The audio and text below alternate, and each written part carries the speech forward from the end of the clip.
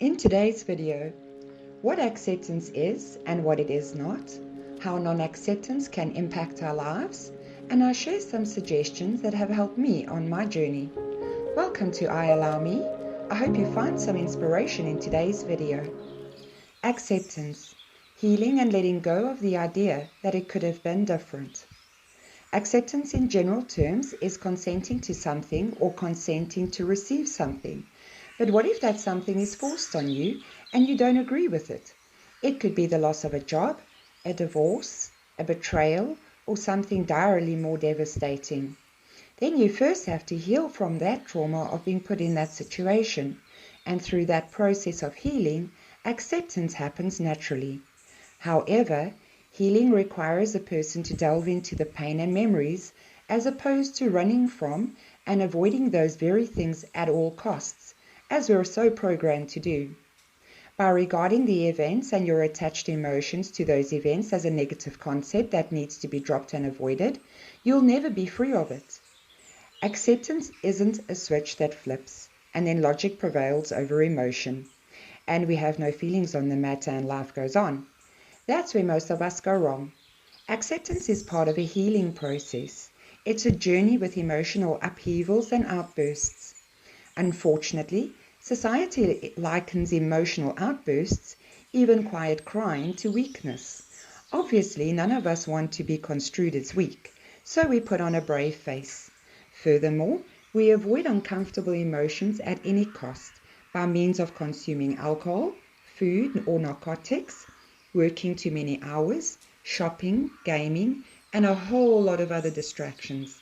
This is a defense mechanism to protect us from getting hurt, because the brain unequivocally believes that delving into uncomfortable emotions is the exact same as sticking our finger into an electrical socket.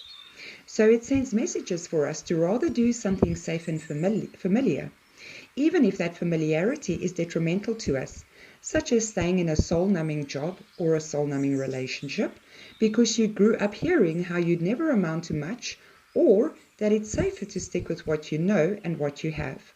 The combination of society's beliefs and what our brain believes convinces us that we should just let it go by getting on with our lives. And with time, as we get used to our new circumstances, we believe that means that we've accepted everything. Yet at times, we'll experience a trigger or replay those long ago events, and we find ourselves in those emotions that those events created back then, and then long for better times when we didn't feel like this. The thing is, we don't actually feel this way now. We felt that way at the time back then.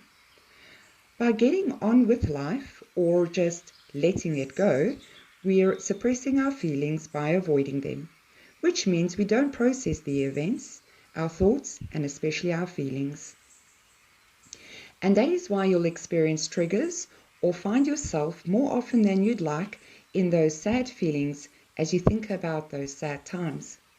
When we fully accept events by healthily processing them, we don't automatically delve into a deep, dark place when a trigger manifests, and we don't have a tendency to revisit and linger in old negative times. This doesn't mean that we never think of the events or feel emotional about them ever again, but we don't get caught up in them any longer like we did previously. What we're trying to accomplish when letting go is learning from the experience, so that we're better equipped to deal with future setbacks.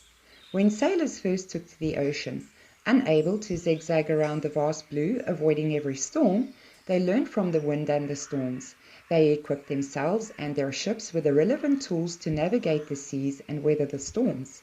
Likewise, it's unrealistic to think that we can spend our lives avoiding every negative aspect. So we may as well equip ourselves with the tools needed to deal with those setbacks effectively and healthily. We've established that we have to go back and process the feelings and memories first, before acceptance will begin to manifest. Keeping in mind that the brain doesn't distinguish between an idea, emotion, or reality. But if sitting in our pain and allowing ourselves to cry it out or shout it out was easy, everyone would do it. So I'm going to share some suggestions that have helped me out. Sit with the pain. I still struggle to sit with certain memories and events, but I've learned that it's a journey, and the deeper the hurt, the longer it'll take to fully process, and the more often I will have to revisit certain aspects of it. This isn't a nice step, and as such, will feel a whole lot of apprehension, and that's okay. Allow yourself to feel the apprehension and soothe yourself by saying something like, yes, it's going to get uncomfortable, and it's okay. It's okay because it's already happened and can't hurt me again. We're doing this to empower ourselves. As I've said before, the past is not a monster that can come to consume you. It's already happened. Now you're just facing the emotional ramifications head on and mourning the effects it had on you. When you identify your fear and give it a face, it's no longer an unknown that you don't know how to conquer. Our feelings can get overwhelming. Keep yourself in the here and now by continuing to gently talk to yourself. As silly as it may feel, because you're talking to yourself, talk soothingly to yourself regardless. When someone dear to you is distraught, how do you approach and comfort them? You lovingly do this for them, and so you should lovingly do this for yourself too, especially when you're playing out the events in your mind as they happened, and it stirs those emotions up. Remember, your mind cannot distinguish between an electrical socket and a painful memory. By soothing yourself and braving the pain, you're teaching yourself that it's okay to sit in discomfort and that nothing real is going to happen other than you feeling your emotions. Acknowledging your emotions. When you're running from something, clearly you don't want to acknowledge it or address it, otherwise you would. By addressing something, you stop running from it and look it in the face. Here are some examples of what I do. When I start feeling overwhelmed, I begin pacing, and that's an indicator to me to start regulating my breath. I breathe in deeply through my nose and exhale out my mouth. I do this several times till I feel myself calming down, even just a little. I do this for two reasons. It keeps me focused on something in the present moment, as opposed to going down the emotional rabbit hole, and it calms me down enough to help me focus on my next step, and that's when I start self-soothing. I self-soothe by acknowledging what's happening to me and differentiating to myself the difference between my fears and the actuality, and reinforcing that everything is okay. When I'm sad, I'll say something out loud to myself like, I really am okay. It is painful, but it's not happening now. It's not fair, and I'll elaborate on the circumstances that I feel weren't fair. However, things did play out that way, and I cannot change them. It's hurtful hearing the finality of that last statement, that the events cannot be changed, but we're acknowledging as opposed to running. I stay in that discomfort though, and I absolutely cry my heart out as a form of purging all the sadness. If it's rage I'm feeling, I allow myself to get all the rage out by voicing everything that comes to mind that I feel is causing my frustration and anger, which usually in my case leads to crying. You could also jot all your feelings down or have a voice recording journal. It's actually very good to go these routes, as you have something solid to refer back to when you're in a better frame of mind and see things with greater clarity. This way you can teach yourself the difference between your hurt, angry perspective and your clear-minded perspective. Either way, I don't shy away from my feelings, and I acknowledge that they're real. Refocusing your energy. This tip is an ongoing and disciplined practice, especially at first if you're not used to it. But the hugely positive effects can truly be life-changing for you on a personal level. Whilst it's very important to acknowledge, sit with and validate our feelings, we must be careful not to frequent that place more than is necessary. And if you've lived with an unhealed memory for a length of time, you're more than likely in the habit of thinking of that memory often enough for it to impact your life in some way. Whether it's just putting a strain on your relationships or has completely affected your life in many or all aspects. So part of the healing process is to refocus your habitual thoughts, because if you're not already aware of it, what you focus on grows. And if you're always focused on your anger, heartbreak, or disappointment, then that's what you'll always feel, even if it's just under the surface of your current good mood. When processing these feelings within by recognizing what happened and feeling the emotions, followed by working them out of our body, we must also work them out of our psyche, and we do this by teaching ourselves to take responsibility for our thoughts by choosing what we think about.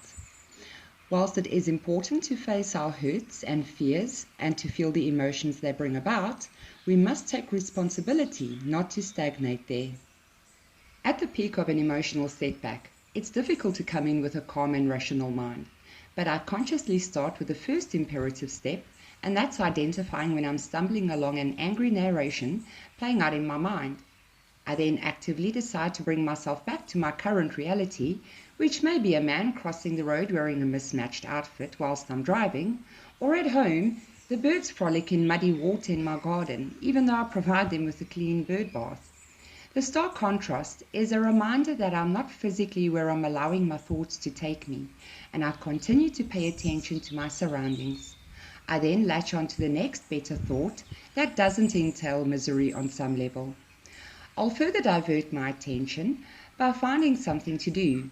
Even if I'm not really in the mood, I understand that I'm teaching myself to process an emotional setback, and this diversion is one of the very necessary steps. If you don't already, you may introduce a physical activity like walking, cycling, yoga, or running to your daily routine, or introduce a hobby that holds your attention like painting, sewing, photography, or kiting. The less time you have available to focus on negativity, the more time you'll have to focus on the current positive aspects in your present life. This doesn't come without difficulty, since your emotions will wreak havoc and habits are difficult to break. But once we're in full acceptance, something may spark a memory from back then, or we catch ourselves going to those long ago times that we have no control over, but we consciously decide to think about something current and more positive that contributes to our well-being. By practicing what we choose to think about, instead of following habitual thought patterns, we teach ourselves to approach and process matters in a healthier way, and it puts us in control and not a slave to our habitual thoughts. Are there any suggestions that work for you that I haven't mentioned? Please share them in the comments below. Thank you for watching my video. I hope you enjoyed it. Please like and subscribe if you did, and I hope to catch you in the next one.